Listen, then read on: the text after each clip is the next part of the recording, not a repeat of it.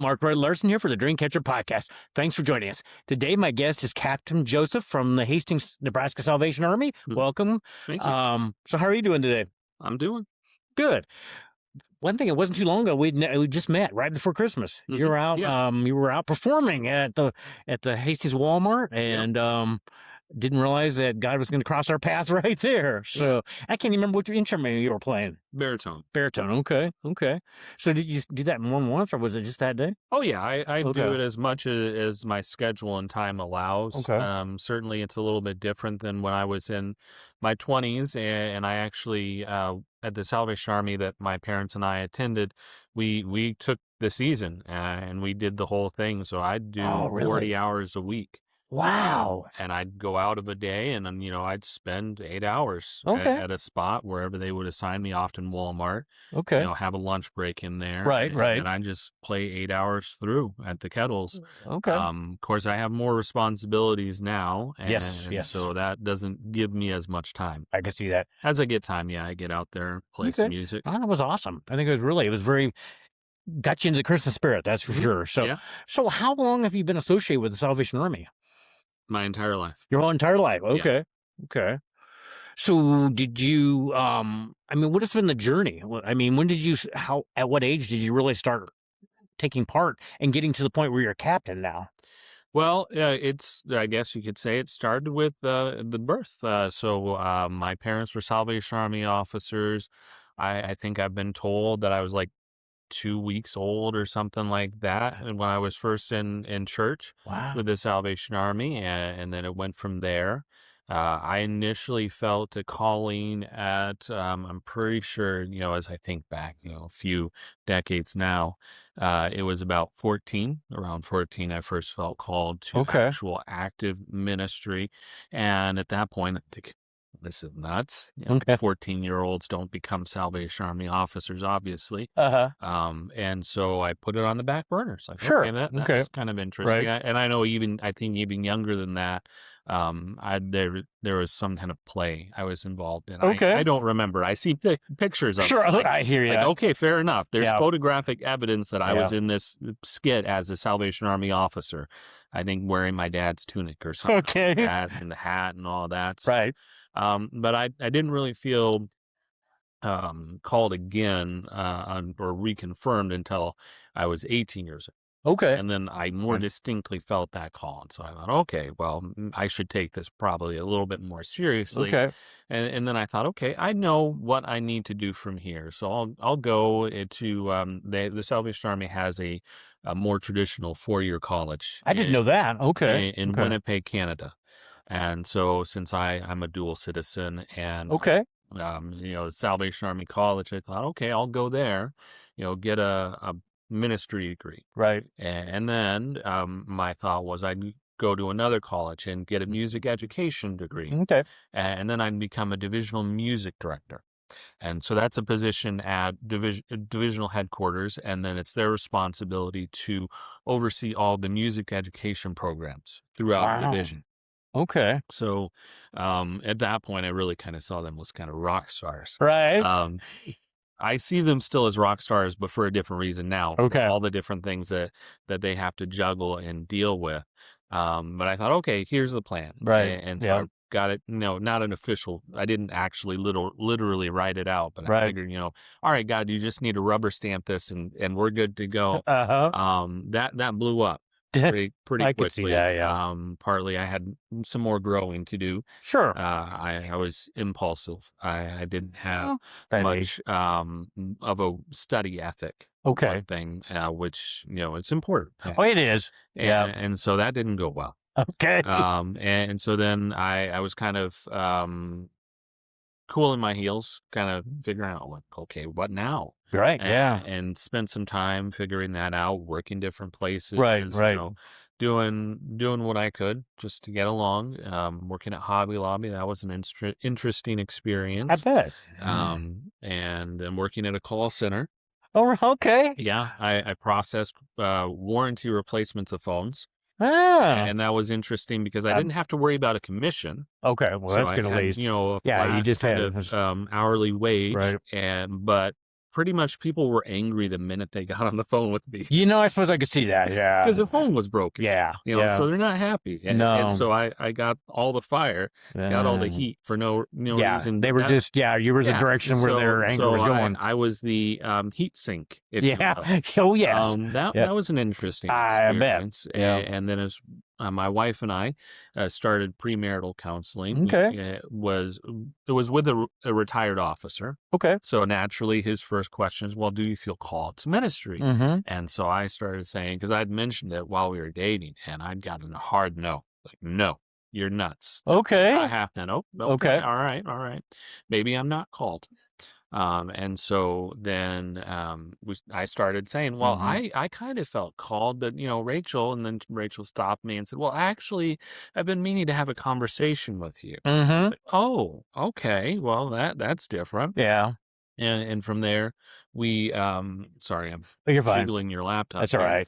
But then we started the process of applying to become Salvation Army officers. We spent a year and a half in Cape Girardeau, Missouri, Okay. as interns, and we had excellent internship officers, I would say, Majors Ben and Beth Stillwell. Okay. And so they treated us essentially like associate officers. Oh, We had wow. no Okay. rank, but all the work that an officer would typically do. Okay. They got us involved in. Very nice. Even the detailed work, even the less than exciting. So the stuff processing invoices, everything that goes, submitting an insurance claim for a damaged vehicle, which is all important. All these different things, and ministry. So we did preach. We worked very closely with the youth program, and they had a youth director, Mike Bowers, who he was in his 60s, but he was just.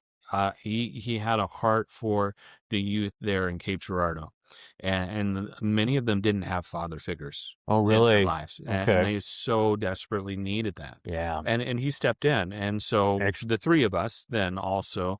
So we were at football games. Okay, getting rained on. Cool. Go into track meets, and They were excellent kids, excellent athletes. But my goodness, track meets, they are boring. I suppose that's true. I can see it. It was not that what they were doing was boring. That wasn't boring. Right. They booked it. They right.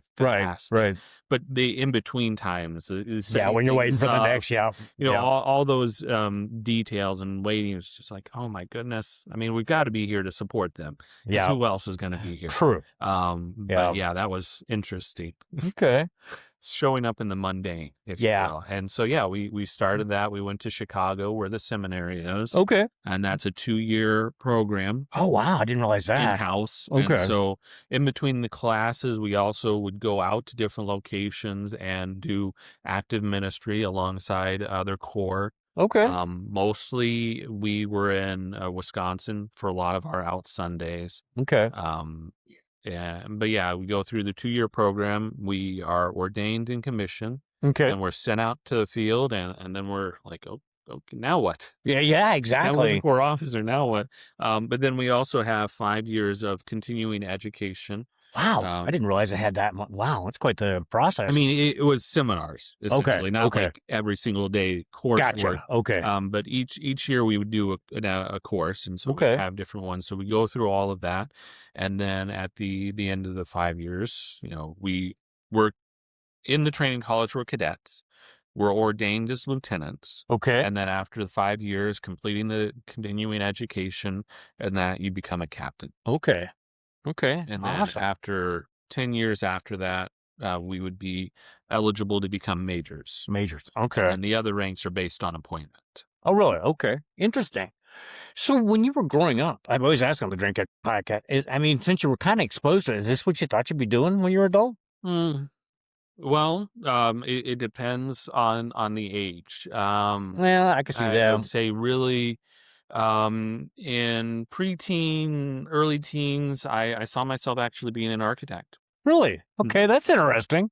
Yeah, I was fascinated. I still am fascinated by architecture, and that was kind of the heyday of the early computers, where you'd go, maybe you remember this when you'd go to, like, say, Walmart or Best Buy or Yep. something, and they'd have all these different programs that are like Oh, maybe $10. oh yeah, You I know, do. and so I was fascinated by the little architecture programs you Uh-huh. could buy, and Yep. you could build these houses and things like that. Yeah, so that's where I thought Okay. I actually, in my younger years, Okay. that's where I thought what I No thought I'd interest be. now in that? Building their own. Well, it's interesting. It's fascinating how God uses everything, He right? does. Oh, So yes. Romans tells us that He works all things to the good of those who love Him.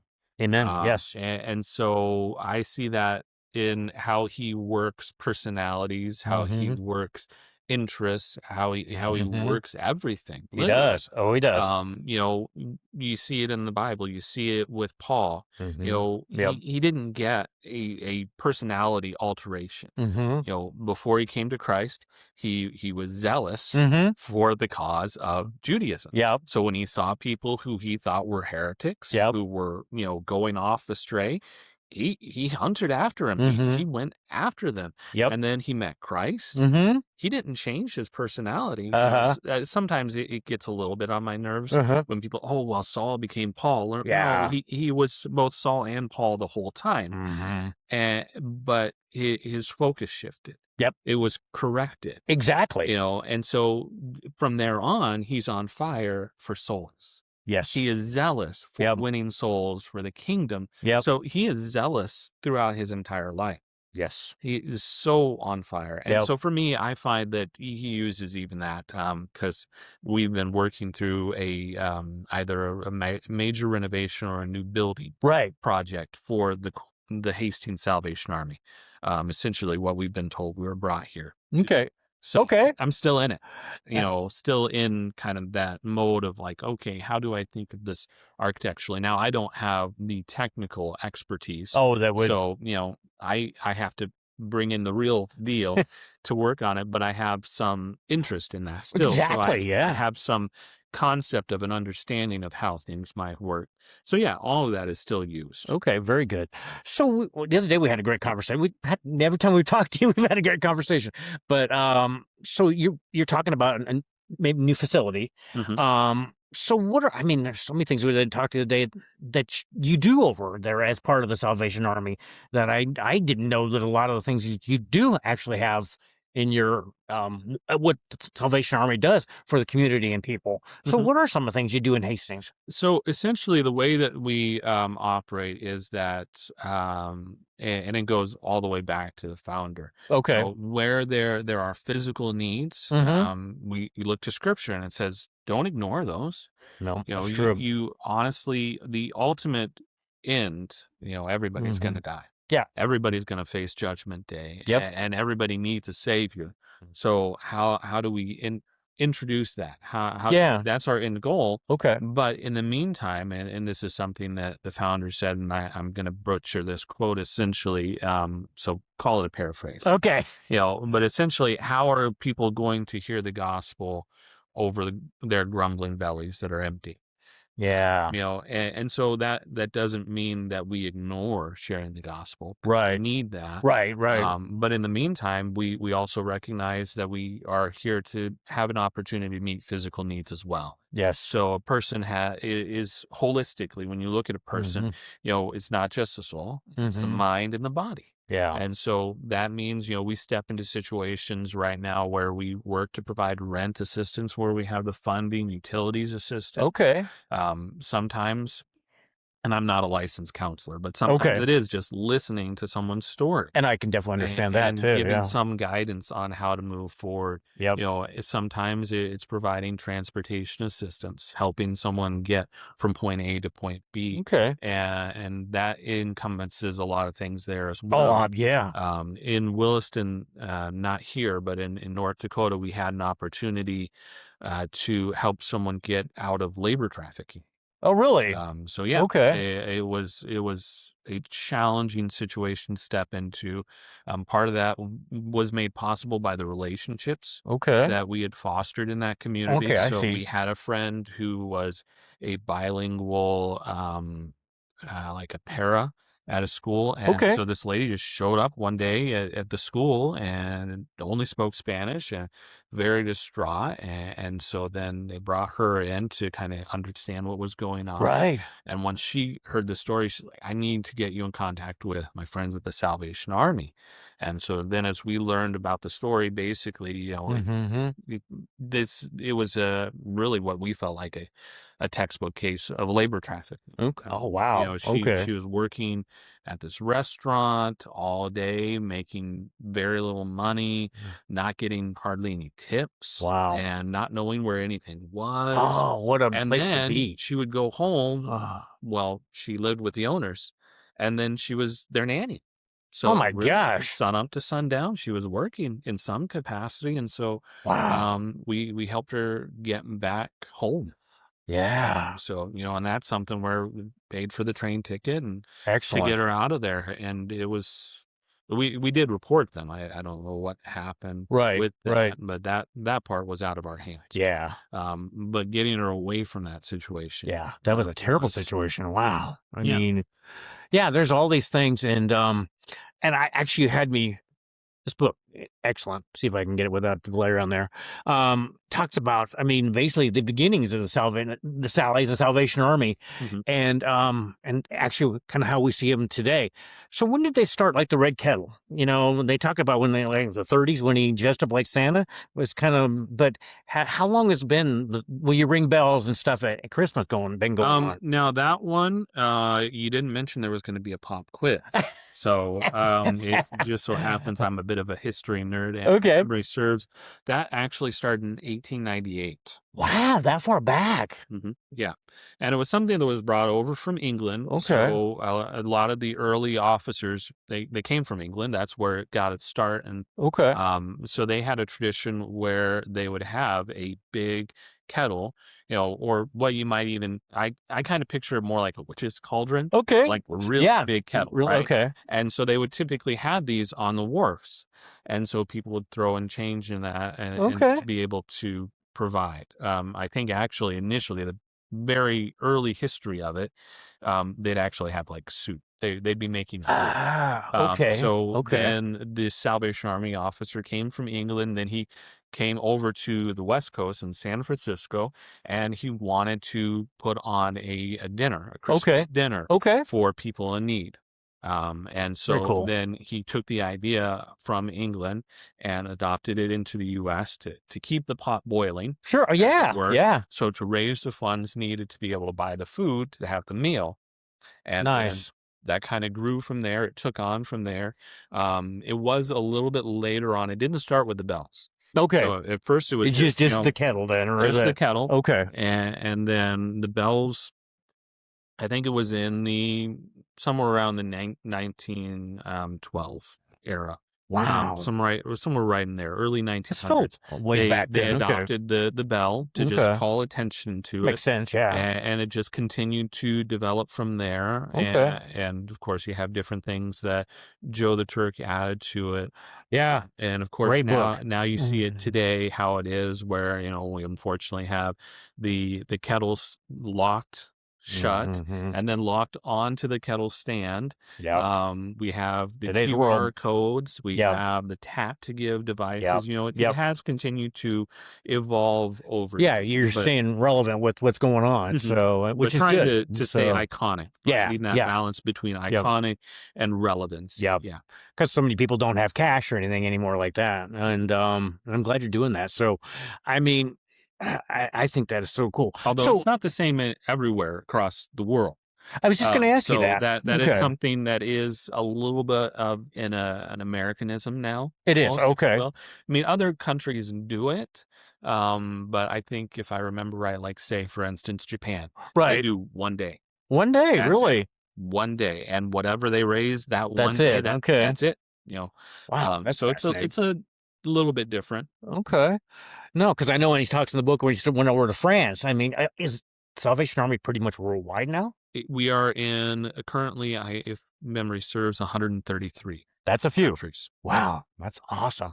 and how that ministry plays out in each country is a little bit different. It's Makes contextual. sense. Yeah. So in certain, I want to say in West Kenya, there is a home Okay. for disabled children. Because Awesome. unfortunately in that culture, if they're disabled, if they're albino, Yeah. they're often ostracized from the community. They have nowhere to go. And so Wow. they go to that home and they have a place. Wow. That's not something that we really have seen a need for in our modern context in Right. the US. Right.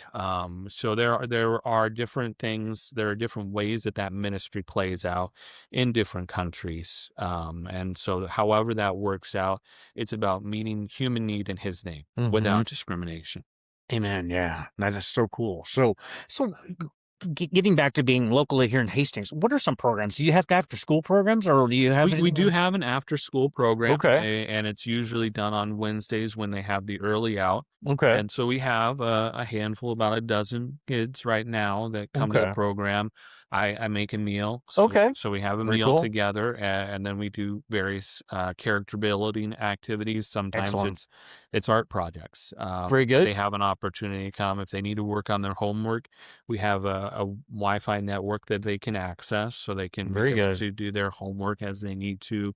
Some of them are violinists, Oh, so really? Oh, they bring wow. their violin, and they have an opportunity, they have a space where they can practice whatever they're working on at the moment. Very Sometimes nice. we just get out and play outside. Okay. So there's different things, but yeah, we have a youth program, and then there are different opportunities in addition to that. So during the summer, we have summer camps, Okay. and those take place at our camp in South Sioux City, Nebraska. Okay, up there. So Okay. it's a pretty neat camp, and that's we used to have one in Bellevue, Oh, okay. and that Okay. was Gene Epley Camp. Unfortunately, in 2019, or was it 2018? We were still in Beatrice. Okay. Okay. But that was the massive flooding that happened Oh, during that yeah. season. It actually fully submerged the camp. Ooh, wow. No loss of life. No one was Which was injured. that was good at least. It's even the camp caretakers. It was not a flash flood, so they had time Knew to that the flood was get coming. out of Yeah. Okay. danger's way, and so but the camp was basically totaled, That's too and bad. so they sought this other camp. Mm-hmm. And it just so happened that at the same time, Goodwill had made the decision to essentially liquidate Okay. their camping program. I didn't. And Okay. so directors were told, sell the camp, get rid of it, however you need to do it. You need to take a loss, take the loss. Essentially, no, don't quote me on that Sure. like I know what you mean, though. academic, Yeah. but that's the understanding I've heard. Okay. Okay. And so we were able to purchase their camp. And then we've That's a been good doing deal some then. different work on it these last few years, Okay. and it's really starting to shape up to be a pretty good camp there. Excellent. So how do people find like to be able to attend that camp or what the programs you offer? I mean, do you have a Well, website then yeah, we or have a website. okay. Yeah, it's kind of long-winded, I think. Oh, I mean, it's not a very catchy URL, but if you okay. Google Okay. Salvation Army Hastings, Nebraska, we do have a website there. And then a lot of times people just through word of mouth or reaching out to us, we Okay. try and tell people, if we know that the family has kids, we'll try and share that. Yeah, there you go. Because summer camps can be expensive. I see Um, you that. know, I think private summer camps, it's not unusual to be in the hundreds of dollars. Wow. Okay. We charge 25. Wow. Very, very reasonable. So, Okay. and Excellent. that helps cover the cost because we transport to the camp as well. Okay. So we transport. Usually we have lunch on the way because it's about 4 hours. Okay. Yeah, I could see that. Yeah. And then we bring them back. Very That's good. mainly what that And that would be $5 covers. yeah, that's reasonable, especially if you're gonna. I mean, because I mean, to take well, the parents probably would be able to take them up there, and I could see that would be Yeah, we try and make sure that it doesn't have barriers because yeah. it's an opportunity. It is a Christian-based camp, Okay. faith-based camp, and so we have opportunity to share the gospel there. We have an opportunity for, depending on the locale. Sure. Of Sure. course, Hastings is a little more rural, but there are some kids that come from Omaha, Oh yeah, a inner little bit Omaha, different. Yeah. and Oh they yeah. don't they That would be different. Yeah. Yeah. it's a different environment, Oh yeah. and it helps to just have an opportunity to get out of Yep. wherever they're at and enjoy nature, really, Yes. because it Yes. isn't more a nature Yeah. camp. That'd be So awesome. there's different opportunities like that, and then we have youth rallies, Okay. different events like that throughout the year. So Okay. we do work to build into the youth because Very, very good. as a body of believers, I think it's important to recognize that Yes. the youth are absolutely vital. Very much. Yes. If a church doesn't invest in their youth, Mhm. then it's one or two generations potentially And there's, from the church being no more. yep, I see that quite a bit too. And that is a very telling, and they've done lots of research.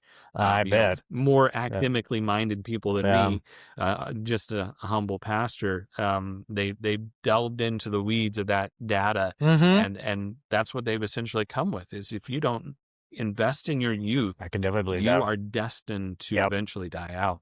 And so that's something even the Hastings Salvation Army, as Yep. I've read a little bit more on the history of it, Mm-hmm. Mm-hmm. has had an eye towards, and that's been one of the things I think really essentially that helped turn perception. Okay. Part of it is just persistence. Oh, sure. Yeah. So when the newspapers of the day were writing essentially hit pieces Mm-hmm. and writing the Salvation Army off and saying these upstarts, Yeah. they'll be gone in a Yeah. year or two. They're not going to hang around. Yeah. They'll just move on. Uh-huh. It'll be, and that was in the 1890s. Wow. Prove them wrong. Yeah, yeah. So, and I think really part of that was the investment in youth. Yeah, I And would so 100% agree on that. then people, not that it's always been perfect No, all no, the way I'm. through, but that's been one of the hallmarks I think I've seen Mm-hmm. of just reading the history of the Salvation Mm-hmm. Army, Yep. and that's something that the Historical Society has put together a little pamphlet on Very that, good. and that was a very well researched and Okay. very interesting, Excellent. and it was kind of I don't know if funny is the right word, but Okay. I was a little surprised Okay. because I've read other places, and when the Salvation Army was early on in London, Uh-huh. making inroads, they weren't well received. And Uh, on the West Coast, they weren't mm, entirely well yeah. received, and they were kind of considered upstarts. Yep. Yep. And so I was a little surprised to see that here in Hastings in the history. I thought maybe it'd be a little more insulated from that, but Mm-hmm. that wasn't the Still case. really. Yeah, it was Okay. still like, nah, these upstarts, they don't do things the proper way. They're just too flashy. They're too Yeah. flamboyant.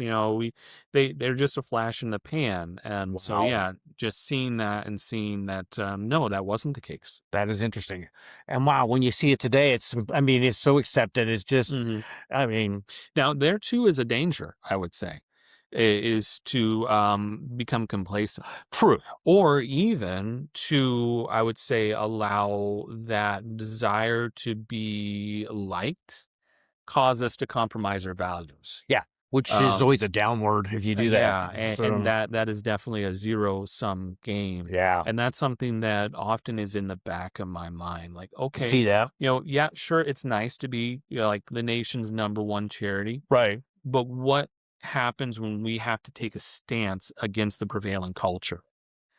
That could be tough. Not in a hateful way, No, not but saying like, oh, going after any particular group of people, but mhm. saying like maybe, okay, what about the children? Yeah. Why did 50 children have to die? Yeah, right. Yeah. I can't see any good reason for that. Mhm, mhm. And so then what happens when we have to take that stance and say, okay, we may have to step down from being the nation's Yeah. number one Yeah. charity Yeah, you have to be willing to do that, to yeah. stand on Yeah, business, to yeah. stand on values, to stand Mhm, on what we believe to be paramount and hold true. mhm. Yes. So I don't know. Right now, I don't know that we've had to compromise our values Good. exactly. But that sometimes worries me a little bit. I can understand that. I think it's definitely something to be aware of and worried about, because I mean, it's a slippery slope when you start and not a good slope. Yeah. So the next, let's say 5 years, what would you like the Hastings Salvation Army to look like? Maybe new building? Yeah, I Okay. personally, that is where I'm certainly leaning towards. Okay. But we're working on doing that study, Okay. doing the research, trying to Okay. look at that issue. I mean, Mhm. right now there are challenges with our current Yeah. one, Yep. and whether that means a new building, whether it means renovating it, True. and it True. becomes a building that is suitable for future ministry. Yes. I not set my hat necessarily or On on, either. but I mean, I lean one way, of Sure. course, Yeah. Yeah. just Yeah. being honest. Yep. But whatever that looks like, what I would see in the next 5 years is us taking very serious, actionable steps, actually Okay. doing, not talking, but doing Actually the doing. work, Okay. of taking those steps forward to see what that looks like, to Okay. make sure that not just in the next 5 years, in the next 10 years, 15 Yeah. years, 20 Continue. years, Yes. Yes. that the Salvation Army will still be ministering in Hastings, Yes. still working to serve the Adams County Right. community. Right. And that'll be beyond me, that'll be Mm-hmm. beyond my officership. Mm-hmm. But what does it look like to do the work now for building the foundation that will serve those officers Continuation on to who the follow us? yeah into the future. And that's Okay. really something you see in the history of the Salvation Army. Mm-hmm. We stand on the shoulders of giants, if you will. Yeah. Yeah. Not necessarily that they're perfect beings, No, because they're not. nobody is. Nope. But they did work to lay the foundation for the future generations to Yes. follow and serve. Right. And that's a model for life. That really, is. what do you do? There's a proverb that said, if no, I'm going to butcher it, but basically just having that future sight to know that there are certain things that you can do to plant seeds that you Yeah. don't necessarily see the harvest No, of, that is true. Yes. but other future generations will enjoy them. Yes, the benefit of that and that foresight. Planting Yeah. trees, Yeah, essentially, exactly. and knowing that you're Yep. not going to see it as this massive oak, Yep. but future generations will Well, enjoy that shape. Yeah, they appreciate what you just started. Mhm. That's for sure. And I So, mean, we look back to Joe the Turk Yep. and see the work that he did. oh, a lot. And and challenging the court system, Yep. Yep. and try and hold them to even the Constitution. Yep. Where it's like, no, you can't throw me in jail summarily because I'm out here preaching the gospel, because I have this right to assembly. Yeah. And matching that with the determination to preach the gospel. Yeah. Yeah. And he had determination. Wow. No, that is, like I said, you read that book. That's a good book. Can people find this in like libraries or online, or where can they find that book? I'm not sure. I know it's published, and Okay. I know it's definitely out there. It's available, I'm pretty sure, on Amazon. Okay. Okay. The Salvation Army has their own publishing arm. Oh, is that really? Okay. I Yeah, didn't know that. Crest Okay. Books. Okay. But then also anybody who is in the Hastings community, if you stop on by the Salvation Army, you want to borrow this book for a read, I'd be happy to lend it out. No, it's a good read. That's for sure. I mean, it changed my whole perspective on the Salvation Army. So, but sanctified Salvationist showman. So, I'll put that in the show notes too. I mean, that definitely. And Eddie really researched this excellently. Yeah. And that's one of the things when this came out, and I have to be honest, when we do receive the Crest books, not every title excites me. Some of them are a little more dry, or a little bit outside of my wheelhouse of interest. But when I saw this one, and knowing just bits and pieces of Joe's story, and also because I'm a Joe too. Yeah. When I saw this, I was like, yes, that is fantastic. I'm so glad for this book to be written and published. Yes. So, I mean, it just. No, my mouth was like, I was so surprised. I thought I knew what the Salvation Army. I had no idea their history like that. So can you tell I like the book? Yep. So Captain Joseph, before we end the podcast, anything else you would like to share with the audience? Well, if you are surprised by that, if you want to get some more surprises, I'd recommend delving into the history of the Salvation Army a little bit, and some of the different ways that they were innovative. Sometimes scandalous, even, especially in Victorian era England, but scandalous for a purpose. Right. To drive change, and that's something where I think we're not as scandalous as we used to be, and things change over time. True. But we still work to serve that mission. Right. And so how that plays out in the future, I'm looking forward to. There are definitely young people Hmm. that I've encountered even in the Western Division Okay. who are going to do some excellent things in the future. Great They to are hear. going to try, they are going to drive mission. Okay. They are going to drive ministry. They are going to ask the hard questions, I think, Okay. and they are going to do the hard ministry. Excellent. And so that is encouraging to me. Yeah. I've only hit, I think 11 years now. Okay. And I've got like, I don't know, maybe 30 years to Okay. go, Okay. something like that. Okay. They said like my retirement date is somewhere in 2050. Okay. They sent us, like year one, they sent us this personnel sheet and, oh, confirm this information, make sure we have everything correct. And yeah, I saw it Okay. was like in 2050 or something. It's like, wow, I don't want to think about that. No, and Set as that fast as time aside. goes by, it'll be here before you know it But too. even then, Mm-hmm. looking forward to how God will use me in ministry. Yes. It won't be in Hastings, Yep. forever.